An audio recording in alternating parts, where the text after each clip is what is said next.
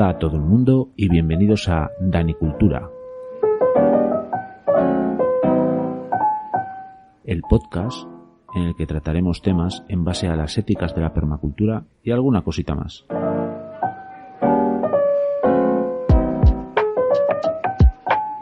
El proyecto nace en un canal de YouTube del mismo nombre, Danicultura. Te invito a que te suscribas.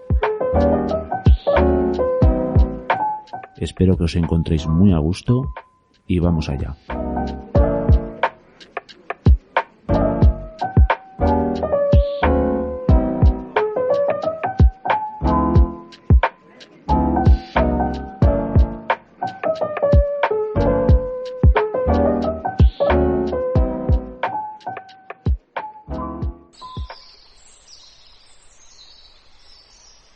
Hola a todo el mundo.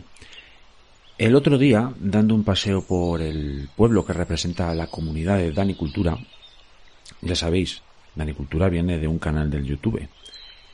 Si no estáis suscritos, suscribíos, id a visitarlo. Si habéis encontrado este programa de podcast, es que hay ciertos temas allí en el YouTube, en el canal, que os pueden interesar. La cosa es que, dando un paseo por esa comunidad, por ese pueblo que estamos creando, a través de este podcast también, comentando con un suscriptor del canal, Chatolín, desde aquí un saludo, pues comentábamos un vídeo de gorriones, de unos gorriones que tengo en casa. No los tengo enjaulados, El tema es que hay una colonia que vive justo enfrente de mi casa. Y viven ahí porque yo les tengo instalado un comedero y les tengo ciertas facilidades para que hagan su vida más fácil. Y entonces, pues claro, vienen a verme y hay mucha actividad. Yo les hago vídeos y bueno, os recomiendo que vayáis ahí al canal para ver la movida de gorriones que tengo aquí. El caso es que Chatolín comentó que si sabía lo que había ocurrido con los gorriones en China. Y sí es cierto que algo había escuchado, me sonaba, pero no lo tenía al 100% claro. Entonces he estado indagando un poco acerca del asunto y claro, nada más que tiré de un par de hilos, dije, aquí hay un gran tema que contar y presentar a la comunidad de Danicultura. Así que en este episodio del podcast voy a hablar y voy a desarrollar lo que pasó en China con los gorriones. La verdad es que es un tema muy interesante y que te hace tirar de ciertos hilos y es muy interesante. Os recomiendo que le echéis un ojo y por supuesto seguid escuchando esto porque os voy a presentar qué ocurrió en China con los gorriones en los años 50 y 60.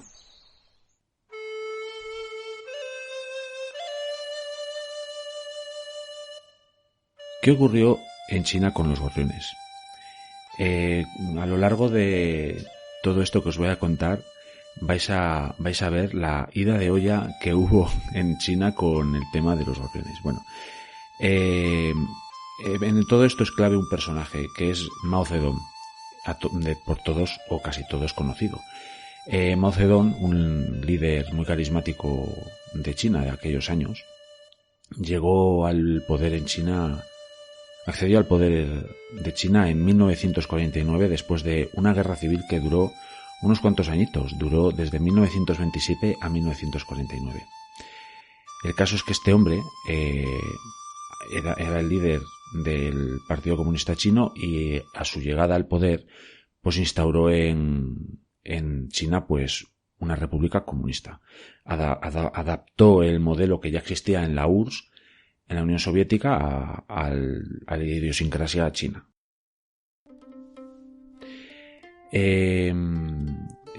China desarrolla su país a través como todos los países, ¿no? Desarrollan unas políticas determinadas. El caso es que en China desarrollan lo que se conoce como los planes quinquenales. Quedaos con esto, los planes quinquenales. Los planes quinquenales al final pues son una serie de políticas que se siguen a través de unos planes por 5 años, de ahí el nombre, claro, pues para desarrollar el país en determinado aspecto que el gobierno determina. Por ejemplo, actualmente estos planes quinquenales siguen funcionando, claro. Actualmente el plan quinquenal creo que va desde el 2021 al 2025, creo.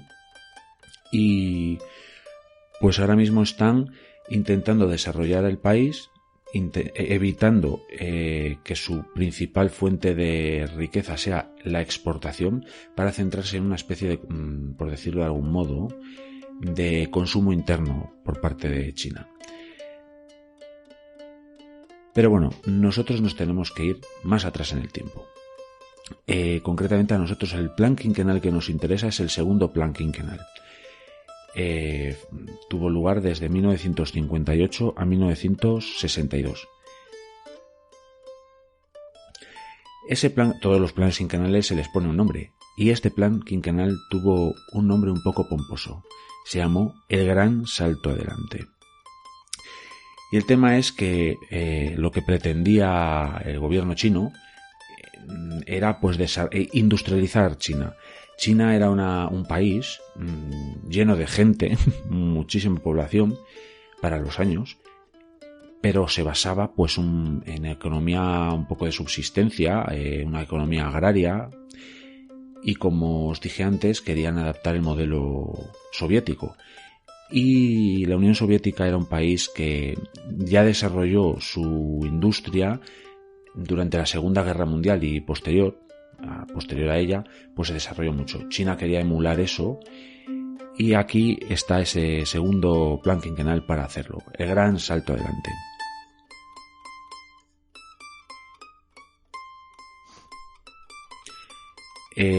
Bueno, el contexto histórico de esta época es que China tenía 640 millones de habitantes. Quedaos con ese dato, porque esto nos va a hacer entender las dimensiones de todo lo que puede hacer China. Mao y el gobierno chino sabían de esas potencialidades que tenía ese país con tanta población. Y claro, necesitaban de esa población para industrializar el país, necesitaban mano de obra, en definitiva.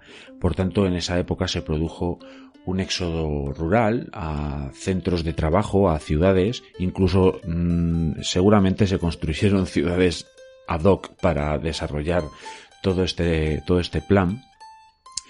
Y claro, toda esa población necesitaba comer y necesitaba estar sana. Para eso se desarrolló dentro de este segundo plan quinquenal pues una política concreta, una estrategia que se llamó la estrategia de las 4 plagas.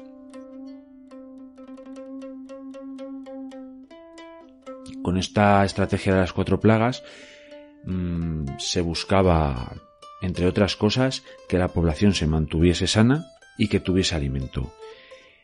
¿Y quiénes fueron los agraciados de verse incluidos dentro de esas 4 plagas? Pues tenemos la rata, la mosca, el mosquito. Estos 3 animales básicamente se incluyeron para el tema de la salubridad de las poblaciones humanas, porque imaginad toda la cantidad de gente que iría a esos centros de trabajo de los que os he hablado, que estuviesen rodeados de ratas, moscas y mosquitos. La propagación de enfermedades pues sería algo absolutamente increíble. Os recuerdo que la peste negra de la Europa medieval se produjo por culpa de las ratas. No de las ratas, sino de los piojos de las ratas, creo, o pulgas. Un parásito de las ratas. El caso es que se incluyeron estos 3 animales para ello. Pero el animalillo que nos interesa en nuestro programa ahora mismo son los gorriones, que también se vieron incluidos en las 4 plagas. Y pobres animalillos, la verdad.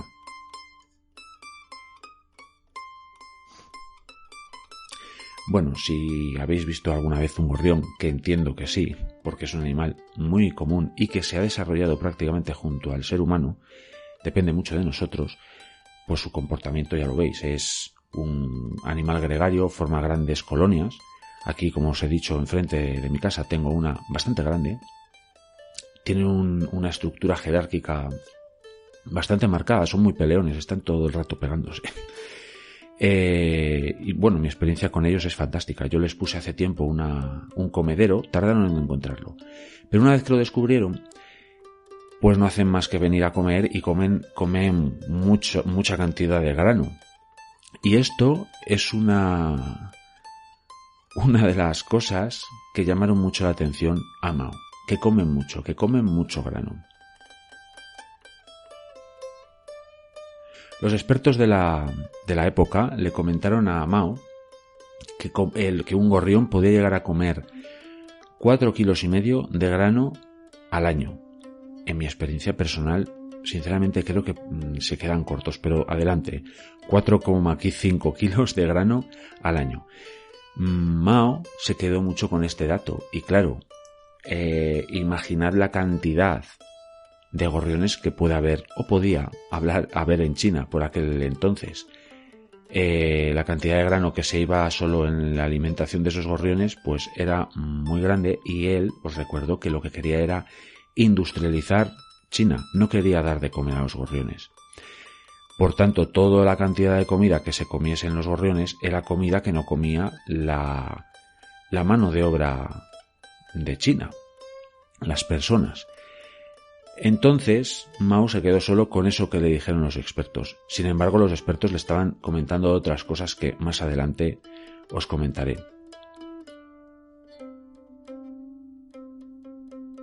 Bueno, en realidad todo eso que le tendrían que decir los expertos a Mao nos lo resume un poco la periodista y activista medioambiental Dai Qing.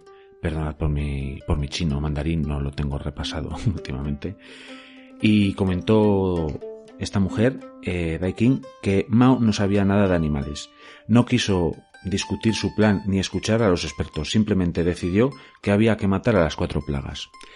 Así que eso es lo que escuchó Mao a los expertos, y los expertos le dirían lo que sin duda todos ya más o menos tenéis en la cabeza, que desequilibrar un ecosistema no es la mejor idea.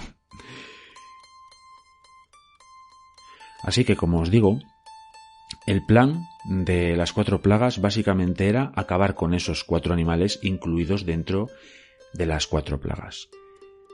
Para ello, había que poner a funcionar a toda esa cantidad de población, que por cierto antes os dije que eran 640 millones de habitantes. No, eran 650 millones de habitantes. Bueno, 10 millones de habitantes arriba o abajo, veremos que después sí influyen, pero bueno.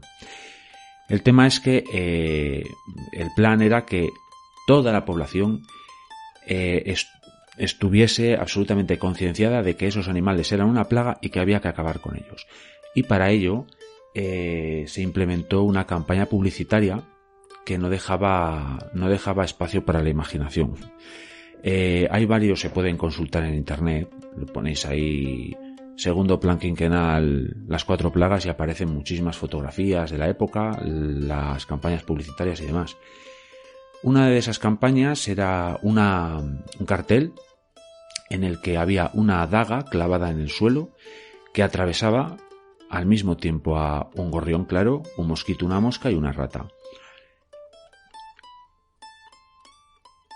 Había una campaña de estas campañas publicitarias que os comento, muy destinada al público infantil, que básicamente era un niño y una niña con un tirachinas y matando gorriones.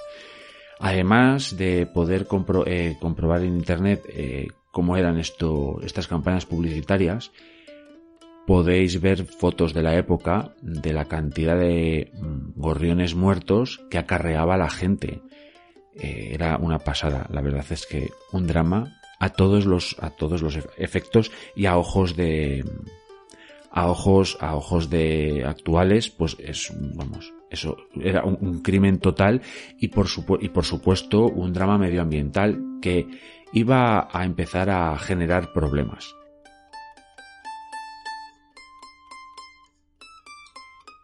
Pero antes de ponernos con esos problemas que iban a surgir, ¿cómo acababa la gente con los gorriones? Pues tenían varios métodos.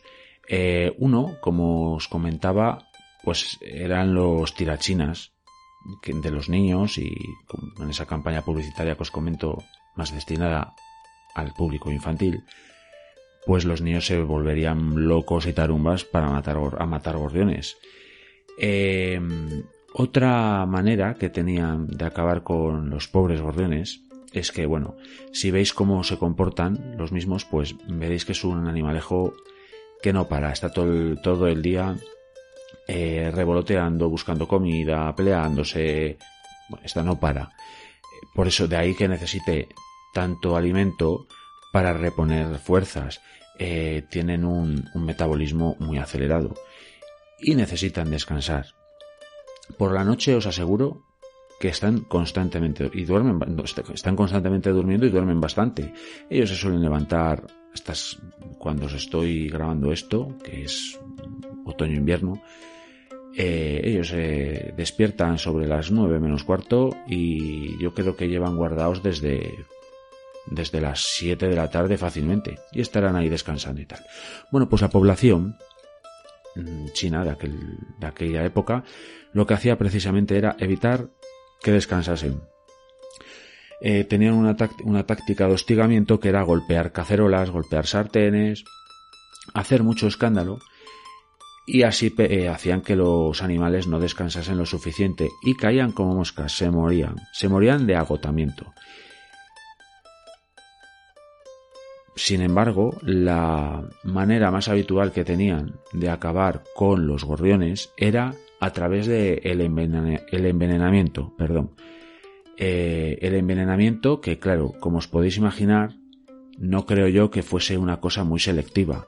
Así que, además de acabar con cantidades ingentes de gorriones, acabarían también con mucha cantidad de otro tipo de aves y de otro tipo de animales. Todo este desequilibrio que se estaba generando en ese ecosistema chino, pues como os dije antes, iba a generar problemas. Y los problemas iban a ser de una importancia mayúscula para ese plan quinquenal del gran salto adelante.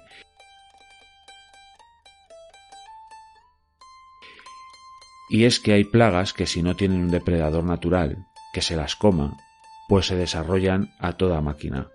Y los insectos se desarrollan a toda velocidad, se reproducen muy rápidamente. Y una de esas plagas que se iba a desarrollar a toda velocidad eran las langostas. Las langostas, cuando llegan a un campo de cultivo, arrasan con todo. Y si encima no tienen un depredador natural que regule su población, pues lo que ocurre es que esa población de langostas se vuelve insostenible, y eso efectivamente es lo que pasó.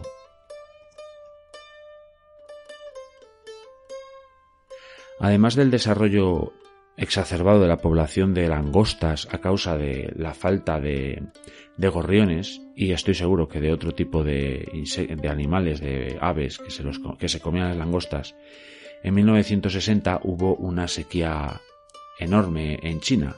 Por tanto, tenemos langostas a tutiplén y sequía. Por tanto, las cosechas no fueron bien. El plan quinquenal requería de gente, y la gente requiere alimento. Y por tanto necesitábamos cosechas, y las cosechas, como os digo, no fueron buenas.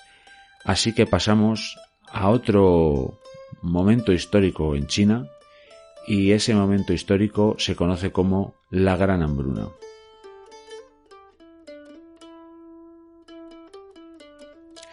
¿Qué relación tienen los gorriones con esta Gran Hambruna? Los expertos es verdad que no pueden determinar, no son capaces de asegurar que por la falta de gorriones se produjo esta Gran Hambruna. Y cuando hablo de la falta de gorriones es literal. Prácticamente acabaron con todos y cada uno de los gorriones en China. Repito, prácticamente acabaron con todos los gorriones en China. Efectivamente, eso es lo que ocurrió. Entonces, los expertos no son capaces no se atreven a decir que la Gran Hambruna se produjese por la falta de gorriones. Seguramente, claro, dirán, la Gran Hambruna se produjo porque no había comida, sí, de acuerdo. Y la sequía de 1960 tuvo que ver, por supuesto. Pero es que, claro, aquí es donde entra otra cosa, que es el pensamiento holístico. Este pensamiento se basa en pensar todo, englobándolo, pues también todo. Porque el hecho de que no haya una buena cosecha no se debe a que haya una sequía solo, o que solo no haya gorriones, o que haya demasiadas langostas. Es un conjunto de cosas. Y la falta de gorriones en este momento, y esto es mi opinión, influyeron mucho en esta gran hambruna, porque claro, las cosechas se vieron muy afectadas por las langostas, y los gorriones se comen esas langostas. ¿El 100% de la culpabilidad la tiene la falta de gorriones? El 100% no. ¿Un tanto por ciento muy elevado? Sin duda.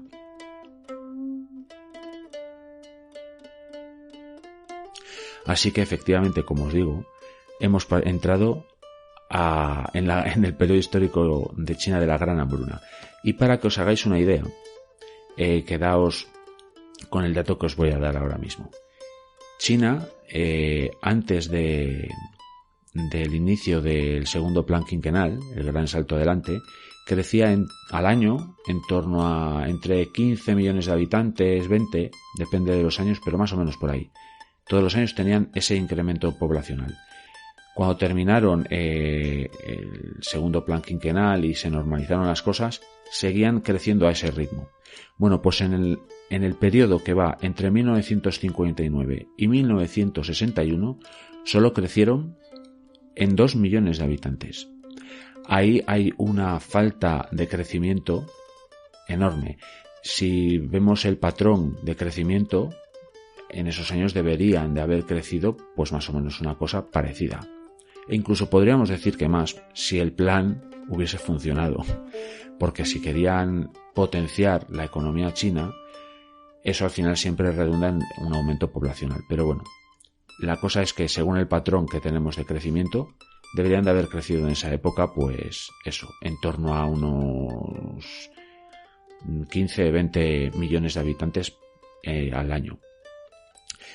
Y solo crecieron 2, en algunos puntos he visto que 3, entre 2 y 3. Bueno, lo que tampoco se ponen de acuerdo los expertos es en determinar la cantidad de fallecimientos que hubo a causa de esa gran hambruna. En unos sitios se habla de 15 millones, en otros se habla de 40 millones. Así que la horquilla está ahí. Entre 15 y 40 millones de habitantes chinos murieron a causa de la gran hambruna. He leído cosas espantosas. Hablamos incluso de canibalismo en la población, porque es que no había comida. Una época absolutamente aterradora.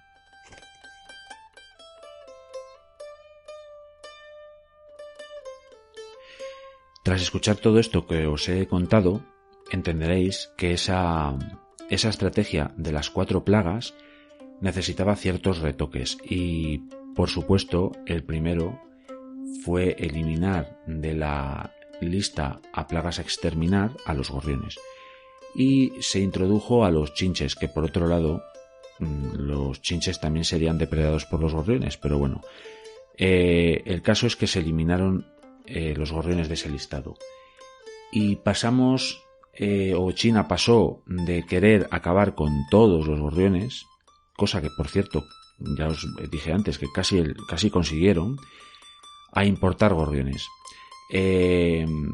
La vecina Unión Soviética prestó su ayuda a China, habida cuenta de esa gran hambruna que había, y una de las cosas que les importó fue gorriones. Les importó, China importó 200.000 gorriones. Pasaron los chinos de querer acabar con ellos a importar gorriones.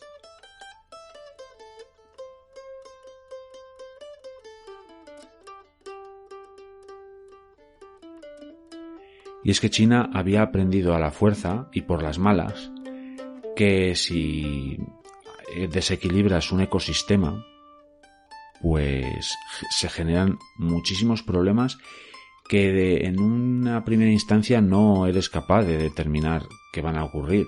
Pero cuando hay un desequilibrio en un ecosistema, en un sistema cualquiera, surgen problemas. Eso es así, y el problema que, por ejemplo, en China surgió fue que las plagas se sobredimensionaron y acabaron con las cosechas. Pero por poner un ejemplo más cercano que podemos comprender todos, aunque esto pues no se entiende bien, lo de la gran hambruna, pero por ejemplo, os recuerdo que este canal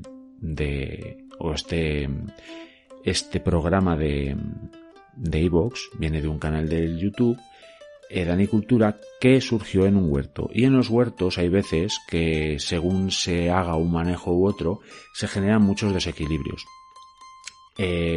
Yo precisamente siempre intento evitar esos desequilibrios llevando una práctica pues regenerativa y respetuosa. Y por ejemplo, un desequilibrio muy habitual que suele haber, por ejemplo, suele ser el tema precisamente de depredadores y presas. Me explico. En un huerto, si ves que hay una cantidad enorme de pulgones, pues claro, se tiende a eliminar, quieres acabar con esos pulgones. Pero claro, has de entender por qué los tienes. Y entonces eso puede ser por varias cosas. Puede haber un desequilibrio de nutrientes en el suelo, como por ejemplo demasiado nitrógeno o cosas así. Pero también puede ser que lo que durante mucho tiempo hayas evitado es que los depredadores naturales de esos pulgones se instalen en tu huerto. ¿Por qué? Pues porque no has dejado crecer nada alrededor del huerto. Tienes un absoluto desierto en el que crecen solo plantas hortícolas. Por eso hay muchas veces que las plantas adventicias, las mal llamadas malas hierbas, son un refugio para otros insectos que acaban comiéndose los pulgones. Por ejemplo, crisopas, sírfidos, cocinélidos, que estos son marguitas. Y entonces, si tú favoreces el hecho de que existan los depredadores naturales de los pulgones, pues a la postre evitarás que los pulgones se desarrollen demasiado.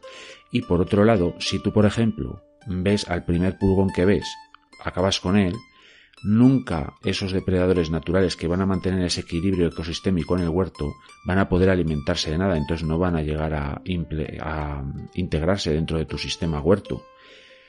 Así que la idea de un huerto es mantener el equilibrio ecosistémico.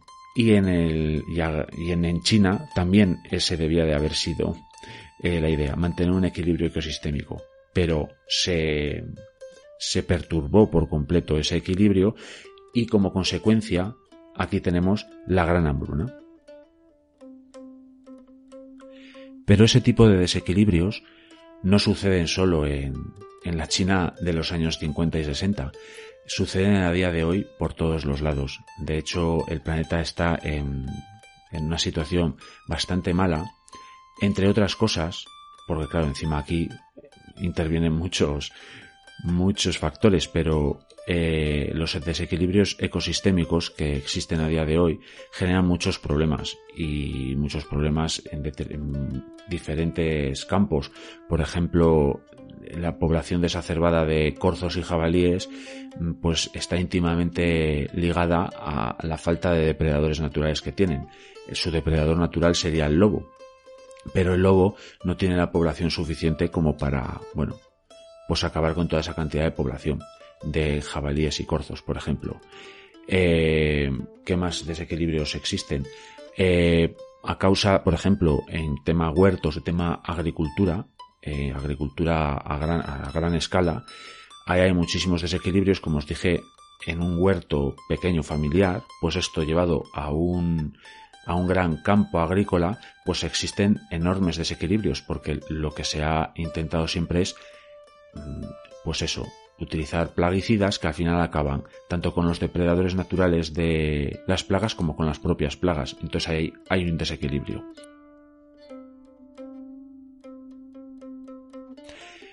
Y, por ejemplo, en el caso de los gorriones y en el caso de España, quizás penséis que tenemos una población muy saludable de gorriones. Pero os voy a dar un dato que se puede consultar fácilmente en la página de la SEO BirdLife, la Sociedad Española de Ornitología, y es que entre los años 2008 y 2018 la población de gorriones descendió en un 21%.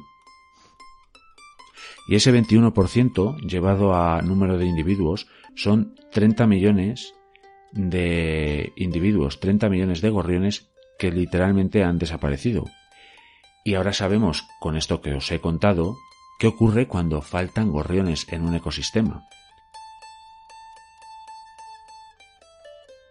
Así que yo, por ejemplo, en mi casa les estamos facilitando la vida poniéndoles un comedero y bebederos, por ejemplo. Pero podéis hacerlo vosotros también en vuestras casas. En un piso, ¿vivís en un piso? No hay ningún problema, podéis poner bebederos. Bebederos que quizás no vayan a ser usados por un gorrión, pero sí serán usados por insectos, eso os lo garantizo. Los insectos beben de esos bebederos y al final los gorriones comen insectos. Podéis poner, por ejemplo, también cajas nidos. Si vives en un piso, no pongas una caja nido, haz un pequeño hotel de insectos, se va a llenar, Los insectos no hacen ascos a ningún huequecito.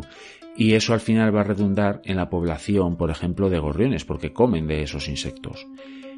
La idea es facilitar la vida, nunca facilitar la muerte.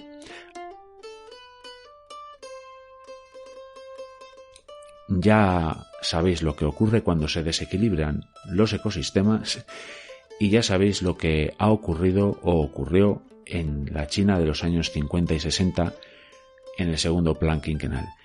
Y vuelvo a dar las gracias a Chatolin por comentar y mencionar este tema tan interesante y así yo haber podido indagar y presentarlo en este episodio del podcast de Danicultura. Así que si queréis suscribiros a el canal del YouTube, pues ahí podéis ver algunos vídeos interesantes que os puedan gustar, comentar, porque a mí me gusta tener ese feedback con la comunidad y también quiero que tengáis un buen feedback o tengamos un buen feedback aquí en el canal del YouTube y me gustaría que comentéis qué os ha parecido este tema y bueno, si queréis que hablemos de otras cosas, pues por qué no, ponerlo en el cajón de comentarios y veremos qué podemos hacer. Así que ya sabéis lo que ha pasado con los gorriones en China y espero que os haya gustado.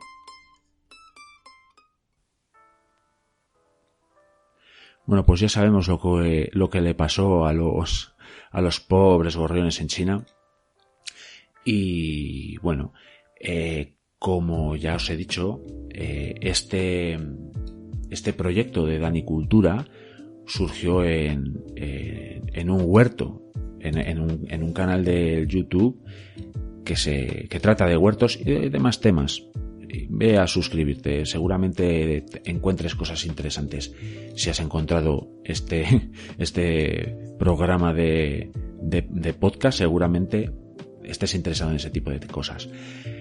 Y como digo, como esto surgió en un huerto, pues me gustaría daros algún consejillo, alguna recomendación para tema huertos y cosas de esas en este momento.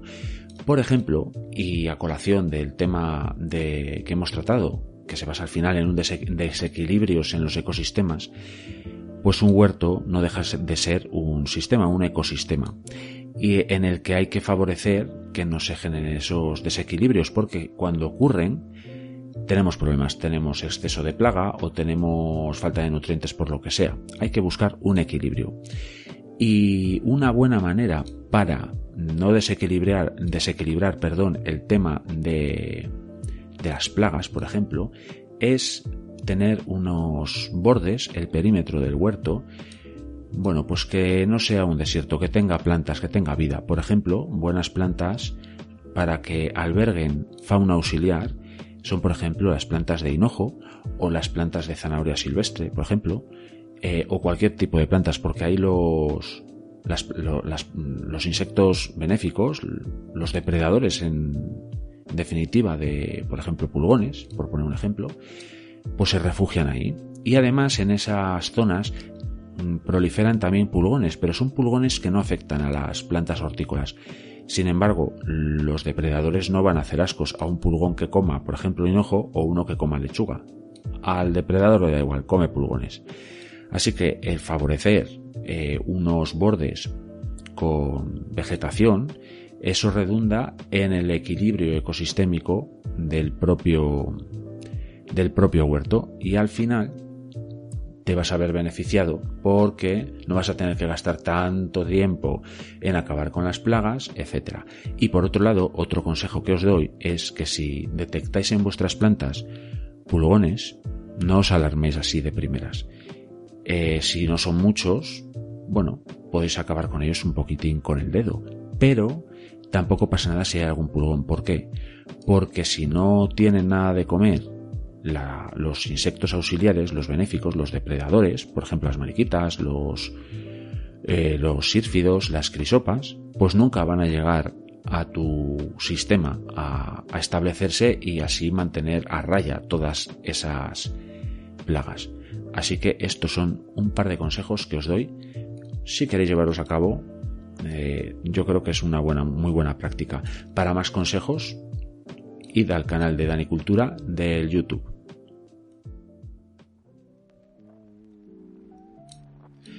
La comunidad de Danicultura es muy activa en los comentarios en el canal del YouTube, de lo cual yo me alegro, porque además a mí me enseña mucho también eso. Y a mí me encanta responder a la gente. Yo si puedo, siempre respondo. Me gustaría que, por ejemplo, en esta nueva comunidad que estamos creando aquí en el podcast, también exista ese feedback entre nosotros. Salimos todos beneficiados, la verdad. Yo mucho y vosotros espero que algo. Al final estamos creando esa comunidad, ese pueblo, esa aldea en este sistema de Danicultura, y a mí me gusta, como digo, responder. Y en el episodio siempre me gustaría reservar un espacio pues para leer algún comentario y bueno, eso, hacer algún apunte al respecto de los mismos, o bueno, ya sabéis. Y en este punto voy a comentar a leer un comentario de un habitual del canal, José Antonio, un saludo desde aquí, que comenta en un vídeo que se llama Suelo Vivo, el mejor fertilizante. Es el título que escogí y es cierto, Suelo Vivo, el mejor fertilizante, no lo dudéis. Pues José Antonio comenta, y cito: en mi caso, el compost lo ha cambiado todo.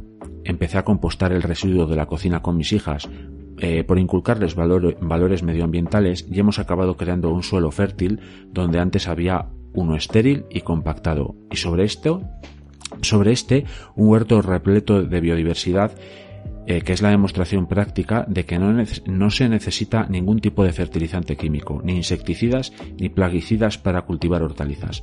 Ahora, gracias a tus consejos, hemos creado un bancal para el compost que todavía le dará más vida al suelo. Gracias, Dani. Firmo debajo de del comentario de José Antonio. Un saludo otra vez, José Antonio. Y sí, el compost a favor, siempre a favor, y es una gran práctica para el huerto y para cualquier sistema como es una casa.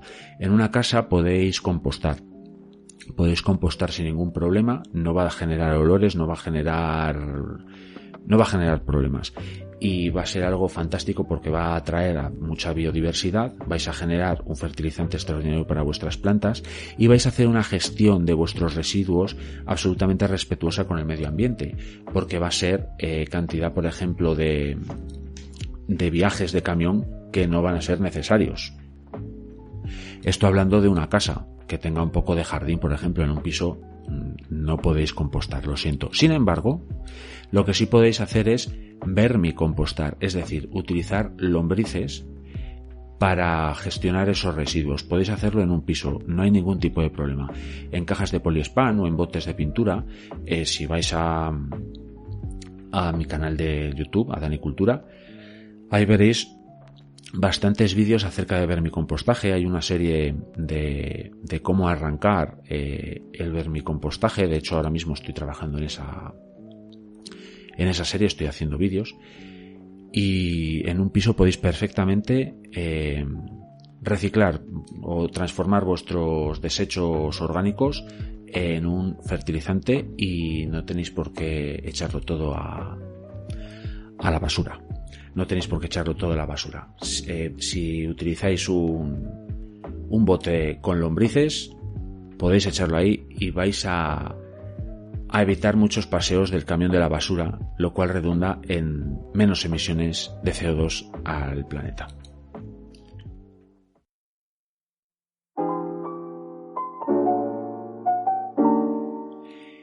Y bueno, esto ha sido todo por hoy.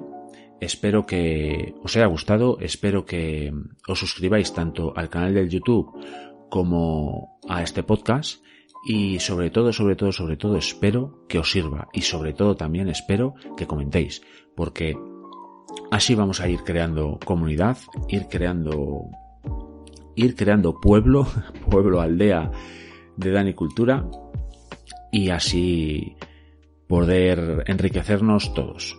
Así que lo dicho, espero que os haya gustado y espero veros en el siguiente episodio de este podcast Dani Cultura. Chao, nos vemos.